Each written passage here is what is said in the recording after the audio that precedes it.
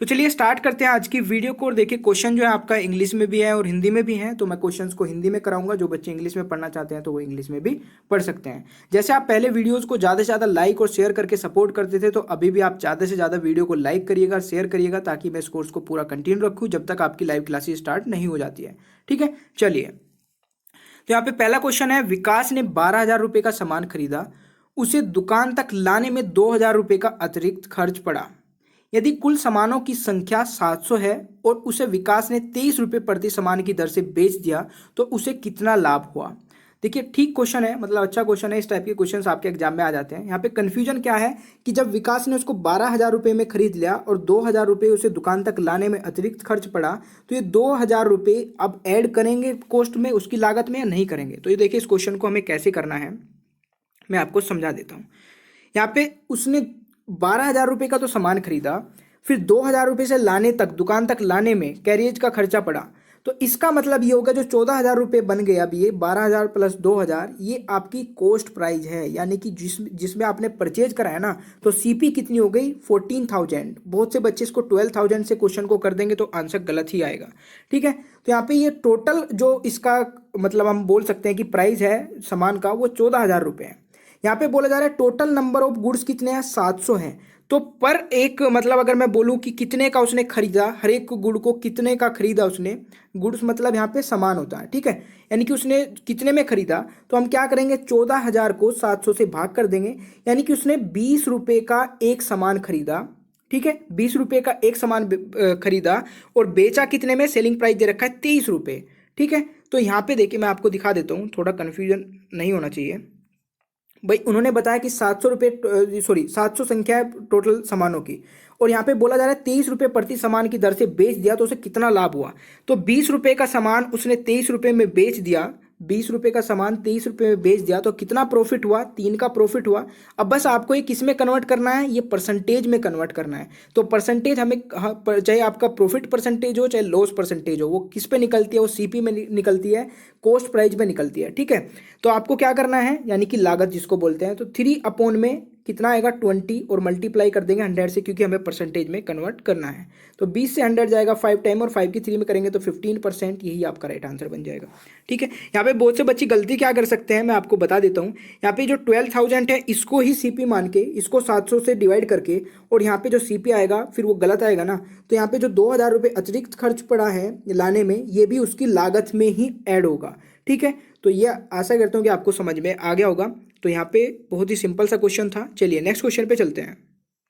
Next आपका question है, किसी आदमी ने 20 दर्जन अंडे 720 रुपये में खरीदे। 20 दर्जन अंडे 720 रुपये में खरीदे, वह प्रति अंडा किस भाव से बेचे ताकि उसे 20% का लाभ हो। अब देखिए ये क्वेश्चन भी बहुत ही सिंपल सा है, करेंगे कैसे, यहाँ पे आ जाते हैं। टोटल नंबर ऑफ एग्स की अगर मैं बात करूं तो यहाँ पे 20 दर्जन है, एक दर्जन में 12 अंडे होते हैं। तो 12 की अगर मैं 20 में मल्टीप्लाई कर दूं तो टोटल अंडे कितने हो गए, टोटल एग्स कितने हो गए, ये आपके 240 हो गए। यहाँ पे टोटल एग्स जो खरीदे हैं वो कितने में खरीदे हैं, 720 रुपये में। तो प्रति एग की जो प्राइस है, कॉस्ट है, यानी कि लागत है, यानी कि क्रय जो वैल्यू है उसकी, वो कितनी हो जाएगी, 720 को हम 240 अंडों से भाग कर देंगे, यानी कि 740 के मैंने 240 अंडे खरीदे, सॉरी 720 के 240 अंडे खरीदे। तो आपको क्या करना है, 720 को 240 से भाग करना है, तो कितना होगा, 3 टाइम जाएगा। यानी कि आपने 3 रुपये प्रति अंडा खरीदा, 3 रुपये का खरीदा एक अंडा, और क्या बोला जा रहा है यहाँ पे, उस पर 20% प्रॉफिट कमाने के लिए कितने में बेचा जाएगा। तो जो आपने 3 रुपये का एक अंडा खरीदा, इसकी जो कॉस्ट प्राइस होती है वो कितनी होती है, 100%। तो ये आपका 100% की वैल्यू है, और आपको बनानी कितनी है, 120% की। जो आपको प्राइस बनाना है ना, वो जो सेलिंग प्राइस जिसमें आपको 20% का प्रॉफिट इंक्लूड करना है, वो 120% हो जाएगा, क्योंकि लागत से कितना ऊपर बढ़ाना है हमें, 20%। तो यहाँ पे 3 को 100 से डिवाइड कर देंगे और मल्टीप्लाई कर देंगे 120 से, तो आपका कितना आ जाएगा, आंसर आ जाएगा। ठीक है, इसको कट करेंगे 0 से 0, तो कितना हो जाएगा, 12 या 36, 36 को 10 से डिवाइड करेंगे तो 3.6, यानी कि 3 रुपये 6 पैसे का, यानी कि 60 पैसे का अगर मैं इसको बेचूं, तो यहाँ पे मुझे कितना प्रॉफिट होगा, 20% का प्रॉफिट हो जाएगा। ठीक है, आशा करता हूँ कि भाई ये क्वेश्चन भी आपको समझ में आ गया होगा। ठीक है, चलिए नेक्स्ट क्वेश्चन पे चलते हैं। नेक्स्ट आपका क्वेश्चन है, अनिरुद्ध ने एक साइकिल 8% के लाभ से बेची। ठीक है, यानी कि एक साइकिल उसने बेची, उस पर 8% का लाभ कमा लिया। यदि उसे 75 रुपये अधिक में बेचा गया होता तो 14% लाभ होता। साइकिल का क्रय मूल्य था। तो आपको क्या बताना है, सीपी बताना है, ठीक है, क्रय मूल्य बताना है, ठीक है, बहुत ही सिंपल है। यहाँ पे अगर मैं बात करूँ, सीपी हमारी क्या होती है, 100% होती है, सभी को पता है। अनिरुद्ध ने जो 8% पे के लाभ पर बेची थी, तो कितना हो जाएगा भाई, अगर मैं 8% के लाभ पर बेचूंगा किसी चीज़ को, तो वह सीपी से 8% ज़्यादा होगी। तो हमारी जो लागत है, कॉस्ट प्राइस जो है हमारी, वो 100% है, और उसमें 8% का प्रॉफिट इंक्लूड करेंगे, वो तो 108% हो जाएगी, ठीक है। तो 100 से बढ़ के 108% हो गई। तो अनिरुद्ध ने जब 8% के लाभ पर बेचा था, तो उस वस्तु को 108% पे बेचा होगा, ठीक है। फिर अनिरुद्ध ने क्या किया, 75 रुपये बढ़ाकर बेचा, तो उस पर क्या होगा, उसे 14% का लाभ हो गया। 14% का लाभ का मतलब क्या हो गया, अब सीपी से कितना बढ़ेगा, सीपी आपकी 100 होती है, तो 14% बढ़ेगा, यानी कि 114% पे उसने ये बेची होगी चीज़। अब मुझे ये बताइए, 108 से बढ़ के 114 हो गया, कितने का डिफरेंस आया, ये डिफरेंस आपका आ गया सीधा सीधा 6 का, ठीक है। 6% का डिफरेंस आया, और ये किसकी वजह से आया, जब 75 रुपये बढ़ाए तो उसकी वजह से ये डिफरेंस आया। तो 6% बराबर कितना हो जाएगा, 75। और आपको क्या निकालना है, आपको सीपी निकालनी है, क्रय प्राइस निकालना है, लागत निकालनी है। तो उसके लिए क्या करना है, 6% के केवल 75 है, तो 100% की वैल्यू हमें निकालनी है। तो 75 को 6 से भाग कर देंगे, 100 से मल्टीप्लाई कर देंगे, तो कितनी बार जाएगा, 12.5। 12.5 की 100 में करेंगे तो 1250 आपका राइट आंसर हो जाएगा। तो आशा करता हूँ कि ये क्वेश्चन भी समझ में आएगा। भाई इतना आपको ध्यान रखना है कि अगर मैं 8% का लाभ कमाता हूँ किसी चीज़ पे, तो जो आपका क्रय प्राइस होता है ना, लागत होती है, वो 100% होती है। तो उसमें 8% बढ़ाएंगे तो तभी उसे लाभ पर बेचा जाएगा। अगर कभी भी लॉस की बात की जाती है, हानि की बात की जाती है, तो यही मतलब मान लीजिए यहाँ पे 8% की हानि होती है आपको, ठीक है, हानि होती, तो उसमें आपको क्या करना था, 100 में से 8 को माइनस करना था। तो इसी तरीके से आपको ये सारे क्वेश्चन समझ में आ रहे होंगे, ठीक है। चलिए नेक्स्ट क्वेश्चन देख लेते हैं। नेक्स्ट है आपका कि एक दुकानदार ने 8 रुपये में 9 के हिसाब से नींबू खरीद कर 9 रुपये में 8 रुपये के भाव से बेच दिए, तो पूरे सौदे में लाभ हानि प्रतिशत बताओ। अब इस टाइप का क्वेश्चन बहुत ही अच्छा होता है, और ये ऑलरेडी मैं आपको पहले भी करा चुका हूँ, पर कोई बात नहीं है, इसको कराने की बहुत ही सिंपल सी साधारण सी ट्रिक है।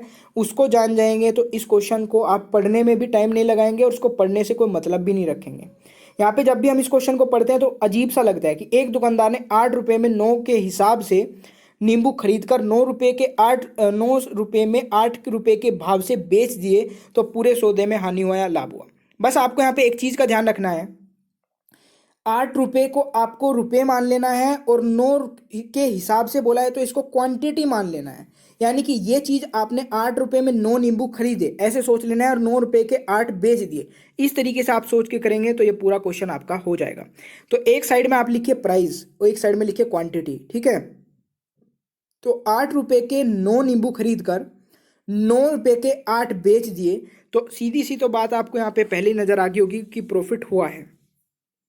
यानी कि आपने कम प्राइस में ज़्यादा नींबू खरीदे और ज़्यादा प्राइस में कम बेच दिए, तो इसका मतलब प्रॉफिट तो हुआ है। अगर आपको यहाँ पे अभी भी समझ में नहीं आया कि प्रॉफिट हुआ है लॉस हुआ है, तो कोई जानने की जरूरत भी नहीं है, बस उठा के इनकी क्रॉस मल्टीप्लाई कर दीजिए। ध्यान रखिएगा, एक साइड में रुपीज़ वाली मतलब वैल्यू रखनी है, एक साइड में क्वांटिटी वाली वैल्यू रखनी है, ठीक है। तो यहाँ पे क्या करना है आपको, ये आपका रुपीज़ हो गया, ये क्वांटिटी हो गया, क्रॉस इनकी मल्टीप्लाई कर दी, तो 8 8 64, 9 9 81, ये आपका आ गया। अब ध्यान रखिएगा, जब भी क्वांटिटी ये रुपीज़ वाली साइड बड़ी आती है तो प्रॉफिट, और क्वांटिटी वाली साइड छोटी आती है तो लॉस होगा, ठीक है। अगर मैं यहाँ पे बात करूँ कि क्वांटिटी वाली साइड यहाँ पे आपका प्रॉफिट हो रहा है क्योंकि रुपीज़ वाली साइड बड़ी है, अगर ये वाली साइड बड़ी हो जाएगी तो लॉस होगा। अगर यहाँ पे क्वांटिटी वाली साइड बड़ी हो जाए, मान लीजिए ये यहाँ पे 64 इस साइड में होता और ये 81 यहाँ पे होता, तो आपका इस प्रॉफिट में होता लॉस। अभी जो कंडीशन है इसमें हो रहा है प्रॉफिट। जब भी रुपीज़ वाली साइड बड़ी हो जाएगी तो ये आपका प्रॉफिट, और जब भी क्वांटिटी वाली साइड बड़ी हो जाएगी तो ये आपका हो जाएगा लॉस, ठीक है। इतना चीज़ समझ में आ गई। अब कितने का डिफरेंस है इसमें, इससे में और इसमें कितने का डिफरेंस है, इसमें 17 का डिफरेंस है। इसका मतलब आपका 17 का प्रॉफिट हुआ है। अब प्रॉफिट तो हो गया है, अब इसकी परसेंटेज कैसे निकालें, कौन सी चीज़ कौन सी वैल्यू नीचे रखें कि हमें ये तो नहीं पता चला इसमें ये सीपी है या ये सीपी है। इतना तो हम जानते हैं कि जो आपका प्रॉफिट परसेंटेज होता है चाहे लॉस परसेंटेज होता है वो कॉस्ट प्राइस पे ही निकलता है। बट अभी इनमें से नहीं पता कि इनमें से कौन सा सीपी है आपका। तो आपको क्या करना है, ध्यान रखिएगा, जब भी प्रॉफिट होता है तो नीचे छोटे वाली वैल्यू आती है। प्रॉफिट मतलब कि ज़्यादा, सोच के देखिए, मतलब प्रॉफिट होता है तो ज़्यादा होना चाहिए बट नीचे छोटे वाली वैल्यू आएगी। लॉस होगा तो नीचे बड़े वाली वैल्यू आएगी। बस इतना ध्यान रखिएगा, क्वेश्चन कभी भी गलत नहीं होगा।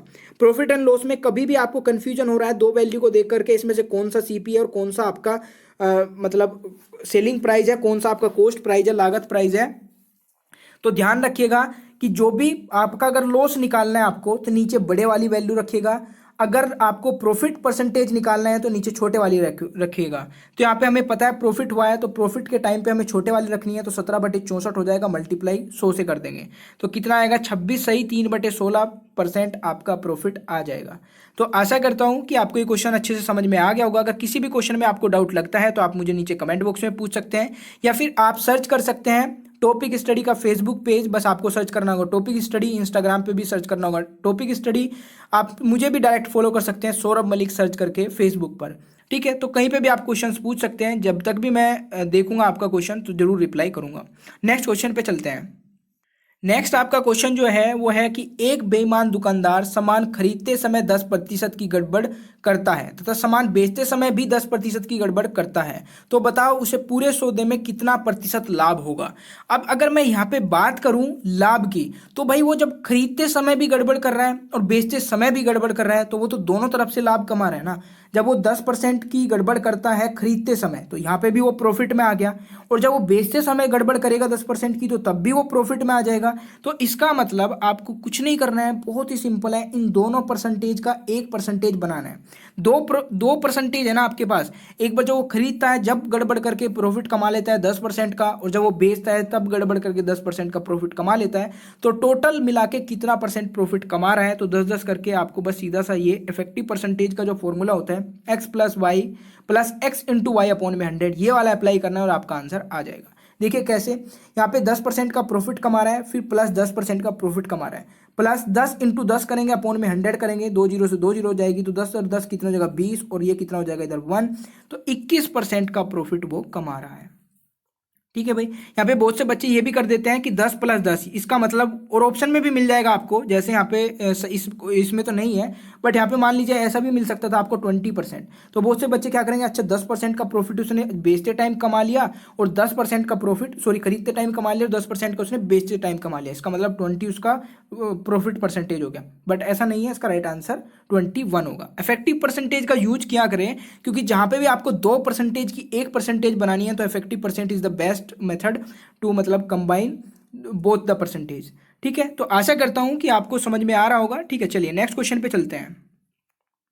नेक्स्ट है आपका 50 पेनों का क्रय मूल्य 40 पेनों के विक्रय मूल्य के बराबर है, तो हानि प्रतिशत बताओ। लाभ और हानि प्रतिशत मतलब कि लाभ हुआ है या हानि हुआ है। आप मुझे ये बताइए, 50 पेनों को क्रय मूल्य, आपने 50 पेन खरीदे, ठीक है, और 40 पेन के विक्रय मूल्य के बराबर है, यानी कि आपने 40 पेन बेचकर ही उतना कमा लिया जितना आपने 50 पेन खरीद कर मतलब खरीदा था। तो आपको ये बताइए इसमें क्या हुआ, प्रॉफिट हुआ या लॉस हुआ। सीधा सीधा सी बात है, प्रॉफिट हुआ ना। आपने क्या किया, 50 चीजें खरीदी थी, ठीक है, और जितने की ये 50 चीजें खरीदी थी ना, उतने आपने 40 चीजें बेच के, पेन की बात कर रहा हूं मैं, 40 पेन बेच के कमा लिया। तो कितना पेन आपने बचा लिया, 50 में से आपने 40 पेन ही बेचे और आपने कमा लिया 10 पेन बचा लिए, यानी कि 10 पेन का प्रॉफिट हो गया। प्रॉफिट परसेंटेज आपको निकालनी है, इनमें से कौन सा बड़ा है, प्रॉफिट है तो इनमें से कौन सा छोटा है, तो नीचे आपका छोटे वाला आएगा, तो 10/40 और इंटू 100 आपको करना है। ठीक है, 0 से 0 इससे कट करेंगे 25, तो 25% आपका प्रॉफिट आ जाएगा। आशा करता हूं कि आपको अच्छे से सारे क्वेश्चन समझ में आ रहे होंगे। नेक्स्ट क्वेश्चन एक और देख लेते हैं। किसी वस्तु को 90 रुपए में बेचने पर उसे विक्रय मूल्य के 5वें भाग के बराबर लाभ होता है, तो उसका लाभ प्रतिशत क्या होगा। देखिए, अगर यहाँ पे मैं बात करूं किसी वस्तु को 90 रुपए में बेचने पर उसे विक्रय मूल्य के 5वें भाग के बराबर लाभ होता है। अब 5वां भाग किसका बोला, विक्रय मूल्य का। अब किसी वस्तु का विक्रय मूल्य मतलब किसी वस्तु को 90 रुपए में बेचे, यानी कि विक्रय मूल्य क्या होगा 90, तो 90 का आपको 1/5 भाग निकालना है और वो आपका प्रॉफिट हो जाएगा। तो उसका लाभ प्रतिशत क्या होगा। देखिए, बड़ा इंटरेस्टिंग सा क्वेश्चन है, सिंपल है बट इंटरेस्टिंग है। यहाँ पे सेलिंग प्राइस आपकी 90 हो गई, ठीक है, इतने।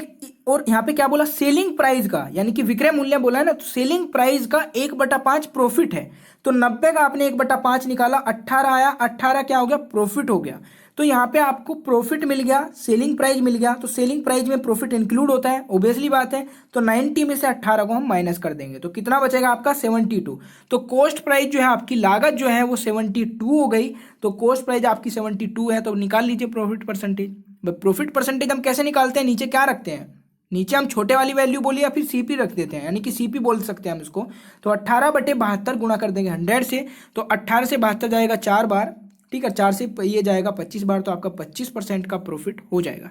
आशा करता हूं कि आपको ये क्वेश्चन भी समझ में आया होगा। देखिए यहाँ पे इसलिए थोड़ा सा इंटरेस्टिंग था ये क्वेश्चन कि इसमें सीपी नहीं दी हुई थी और सीपी आपको निकालनी थी, कॉस्ट प्राइस आपको निकालनी थी, क्रय प्राइस, ठीक है। तो यहाँ पे आपने क्या किया, इसका 18% निकाला, 90 में से 18 माइनस किया, 72 आ गया, तो सीपी आपकी आ गई। तो इसके बाद तो आप इजीली क्वेश्चन को कर ही लेंगे, ठीक है। चलिए एक क्वेश्चन है और है आपका, यहाँ पे बोला जा रहा है कि एक कुकर 16% के लाभ पर बेचा गया, यदि उसे 20 रुपए अधिक पर बेचा जाता तो लाभ प्रतिशत होता, कुकर का क्रय मूल्य 20% लाभ होता, तो क्रय मूल्य आपको बताना है। देखिए यहाँ पे भी बिल्कुल सीधी सी बात है, 16% का लाभ होता था किसी कुकर को बेचने पर, 20 रुपए अधिक पे बेच दूं तो 20% का लाभ हो जाएगा, यानी कि 16 से 20 बढ़ गया, कितना बढ़ा, 4% बढ़ा। और ये 4% किसकी वजह से बढ़ा, इस 20 की वजह से बढ़ा।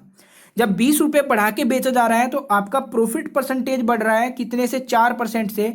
तो 4% की वैल्यू अगर आपको मिल गई 20 है, तो 100% की वैल्यू निकाल लीजिए, क्योंकि क्रय मूल्य पूछा है, क्रय मूल्य आपका 100% होता है। तो सीधा सीधा से यहाँ पे 4% बराबर 20 है, तो 20 को डिवाइड करेंगे 4 से और मल्टीप्लाई कर देंगे 100 से। 4 से 20 जाएगा 5 बार, और 5 की 100 में करेंगे तो 500 हो जाएगा आपका राइट आंसर, ठीक है। आशा करता हूँ कि आपको समझ में आ गया होगा।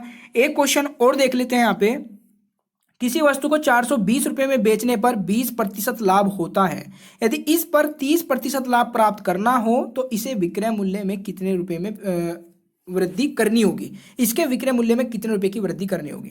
देखिए यहाँ पे भी सीधी सीधी सी बात है, आपको 420 रुपए में किसी वस्तु को बेचते और 20% का लाभ कमाते, यानी कि ये 420 जो हो गया ये कितने परसेंट के इक्वल हो गया, ये आपका 120% के इक्वल हो जाएगा। भाई जब आप इस पे 420 में बेचने पर 20% का लाभ कमाते हैं, तो इसका मतलब ये क्या हुआ, ये 120% की वैल्यू हो गई। और यहाँ पे आपको क्या करना है, यदि इस पर 30% का लाभ कमाना है तो इसको मल्टीप्लाई कर दिए 130 से। अगर यहाँ पे समझ में नहीं आ रहा है, यहाँ पे समझने की कोशिश करते हैं। जब 420 में बेचते हैं तो 20% का प्रॉफिट होता है, यानी कि 120% की वैल्यू क्या है, 420 है। और 130% यानी कि 30% का प्रॉफिट आपको कमाना है, तो 130% की वैल्यू आपको निकालनी है। तो 420 को 120 से भाग कर देंगे और गुणा कर देंगे 130 से, तो ये जाएगा 3.5, और 3.5 की 130 में मल्टीप्लाई करेंगे तो कितना हो गया, 455। आपका राइट आंसर 455 नहीं होगा, राइट आंसर क्या होगा, क्योंकि इन्होंने पूछा है, कई बार गलती ये भी हो जाती है, इन्होंने पूछा है कि तो इसमें विक्रय मूल्य में कितने रुपए की वृद्धि करनी होगी। तो विक्रय मूल्य में देखिए, आप पहले कितने में बेचते थे, 420 रुपए में बेचते थे, अभी 455 में बेचते हो, तो कितने की वृद्धि हुई है, ये वृद्धि आपकी हुई है 35 रुपए की। तो यही आपका राइट आंसर हो जाएगा, ठीक है भाई।